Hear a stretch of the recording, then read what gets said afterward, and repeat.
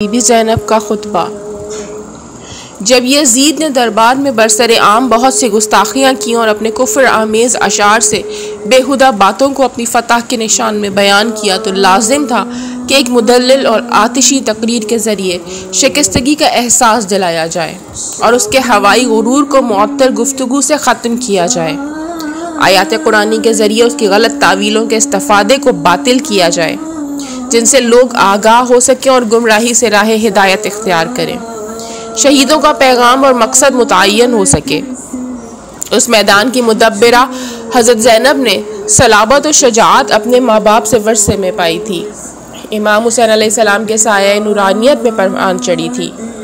آپ اٹھیں اور اس طرح خطبے کا آغاز فرمایا: تمام تعریفیں اس خدا کے لیے سزاوار ہیں جو تمام جہانوں کا پروردگار ہے، اور صلوات ہو خدا کے رسول صلی اللہ علیہ وآلہ وسلم اور ان کی آل پر۔ خداوند عالم نے سچ فرمایا ہے کہ آخر کار جن لوگوں نے برائیاں کی تھی ان کا انجام بہت برا ہوا، اس لیے کہ انہوں نے اللہ کی آیات کو جھٹلایا تھا اور وہ ان کا مذاق اڑاتے تھے۔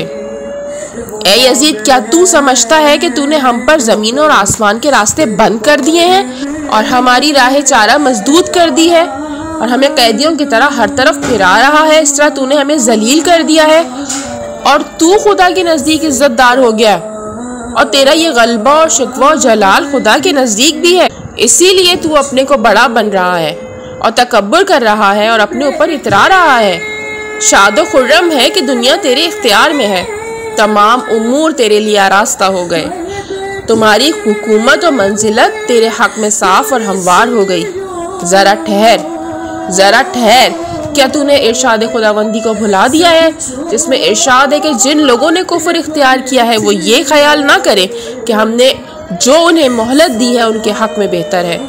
ہم نے انہیں اس لیے مہلت دی ہے کہ وہ اپنا گناہ بڑھائیں اور ان کے لیے دردناک عذاب مہیا ہے۔ سورہ آل عمران آیت نمبر 178۔ اے اس شخص کے بیٹے جسے میرے جد نے فتح مکہ کے موقع پہ قید کر کے آزاد کیا تھا، کیا یہی انصاف ہے کہ تو اپنی عورتوں اور کنیزوں کو تو پردے میں بٹھائے اور رسول خدا صلی اللہ علیہ وآلہ وسلم کی بیٹیوں کو قیدیوں کی طرح ہر طرف پھیرائے، ان کی پردہ داری کرے، قریب و بعید ذلیل و شریف کے سامنے ننگے سر پھیرائے، ان کا کوئی مددگار اور ولی نہ ہو؟ اور سچ تو یہ ہے کہ کیسے اس شخص سے دلسوزی کی امید کی جا سکتی ہے جس کے منہ پاک دلوں کو تلاش کر رہے ہیں اور باہر نکال رہے ہوں، اور ان کا گوشت شہیدوں کے خون سے نشو نما پائے، اور میرے خاندان کا دشمن کیسے نہ جلدی کرے جو دشمنی و کینے کی ہم پر نظر ڈال رہا ہے۔ اس کے بعد بھی تجھے اپنے گناہ کا احساس نہیں؟ اس بڑے گناہ کا تجھے کوئی اندازہ نہیں؟ تو کہتا ہے کاش میرے باپ دادا ہوتے تو خوشی سے چلاتے کہ اے یزید تیرے ہاتھ شل نہ ہو، اور اسی حال میں تو چوبے خیزران سے ابو عبداللہ کے دانتوں کی طرف اشارہ کر رہا ہے جو سردار جوانان جنت ہے۔ تو ان کے دانتوں پہ ضربے لگا رہا ہے، اور تو ایسا کیوں نہ کہے؟ تو نے ہی تو ہمارا زخم دل کریدا ہے، ہمارا زخم چیرا ہے، ہمیں تباہی کے گھاٹ لگایا ہے، ہمارا وہ خون بہایا ہے جو ذریت محمد صلی اللہ علیہ وآلہ وسلم ہے۔ زمین پر درخشاں ستارے ہیں فرزندان عبد المطلب کے، اور تو اپنے آباء و اجداد خاندانی بزرگوں کو آواز دیتا ہے اس گمان کے ساتھ کہ تیری آواز ان کے کان میں پہنچ رہی ہوگی، لیکن بہت جلد تو بھی وہیں پہنچ رہا ہے جہاں وہ سب ہے۔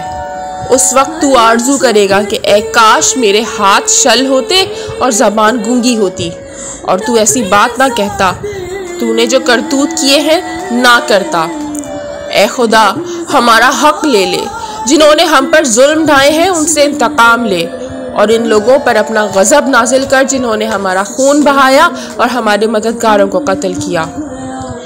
اے یزید، خدا کی قسم تو نے نہیں دیکھا مگر صرف اپنی ہی کھال، تو نے نوچا مگر اپنا ہی گوشت، اور طے شدہ ہے کہ تو نے جس طرح خاندان رسالت کا خون بہایا ہے، ان کی حد تک حرمت کی ہے، وہ سب بوجھ اپنے کاندھے پہ اٹھائے رسول خدا صلی اللہ علیہ وآلہ وسلم سے ملاقات کرے گا، جس وقت خدا تمام لوگوں کو جمع کرے گا، منتشر لوگوں کو یکجا کرے گا، ان کے حق واپس لے گا۔ اور خدا کا ارشاد ہے ہرگز ان لوگوں کو جو راہ خدا میں قتل کیے گئے ہیں مردہ نہ سمجھو، بلکہ وہ زندہ ہیں اور خدا کی بارگاہ میں رزق پا رہے ہیں۔ تیرے لیے یہی کافی ہے کہ خدا حاکم ہے، محمد صلی اللہ علیہ وآلہ وسلم دعویدار ہیں اور جبرائیل ان کے مددگار۔ بہت جلد وہ معاویہ جس نے تجھے فریب دیا اور تجھے لوگوں کی گردن پہ مسلط کیا سمجھ لے گا کہ ظالموں کو بہت برا بدلہ ملتا ہے۔ اس سے بدتر جگہ اور کمزور لشکر کوئی نہیں۔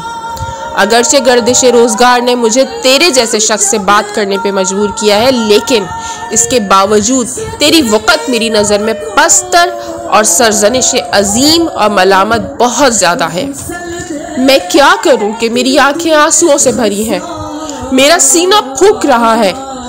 اچھی طرح سمجھ لے کہ انتہائی تعجب کی بات ہے کہ لشکر خدا کے شریف لوگوں کو شیطان کے لشکروں نے قتل کیا جو آزاد شدہ غلام تھے۔ اب یہی ہاتھ ہے جن سے ہمارے خون ٹپک رہے ہیں اور ہمارے گوشت تمہارے ذہنوں سے نکل رہے ہیں، اور یہ پاکیزہ مقدس اجساد جو تمہارے درندوں کی خوراک بنتے رہے کس وجہ سے خاک و خون میں آتشا ہوئے۔ اگر آج تو ہمیں اپنے لیے غنیمت سمجھ رہا ہے تو جلدی دیکھے گا کہ ہم تیرے لیے سرمایہ نقصان بن گئے ہیں۔ اس وقت تو نے جو کچھ آگے بھیجا اسے دیکھ لے گا، اور تیرا پروردگار لوگوں پر ظلم نہیں کرتا۔ میں خدا ہی سے شکایت کرتی ہوں اور مجھے اسی پر بھروسہ ہے۔ تجھے جو بھی مکاری کرنا ہے کر گزر، تجھے جتنا ہاتھ پیر مارنا ہے مار لے، جو بھی اقدام کرنا ہے کر لے، بس خدا کی قسم تو ہمارا ذکر مٹا نہیں سکتا، ہماری وحی ختم نہیں کر سکتا اور ہماری انتہا کو نہیں پہنچ سکتا۔ تو اپنے دامن سے یہ شرمناک دھبا نہیں دھو سکتا۔ تیری رائے کمزور ہے اور تیری حکومت کے دن بہت مختصر ہیں۔ تیری جمعیت پراگندہ ہو جائے گی، اس دن منادی آواز دے گا، آگاہ ہو جاؤ کہ خدا کی لعنت ہے ظالموں پر۔ تمام تعریف اس خدا سے مخصوص ہے جس نے ہمارے اول کو سعادت و مغفرت سے نوازا اور ہماری آخر کو شہادت رحمت سے سرفراز کیا۔ ہم خدا کی بارگاہ میں دعا کرتے ہیں کہ ان شہداء کا اجر کامل کرے اور اضافہ کرے، اور ہمیں ان کا نیک باقی ماندہ قرار دے کہ وہ انتہائی رحمان و رحیم ہے۔ ہمارے لیے خدا ہی کافی ہے اور وہی بہترین کارساز ہے۔ بی بی زینب نے عظیم اور آتشی خطبے سے یزیدیوں کے تمام منصوبوں کو پانی کر دیا۔ اس قدر برقاسا اور واضح تقریر تھی کہ خطبہ زینب اور خطبہ سید سجاد نے شام کے زہر آلود ماحول کو یکسر بدل ڈالا اور صورتحال اہل بیت کے حق میں مفید بنا دی۔ چنانچہ یزید نے پشیمانی کا اظہار کیا اور اپنے تمام گناہوں کو ابن زیاد کی گردن پر تھوک کر اس پر لعنت کی۔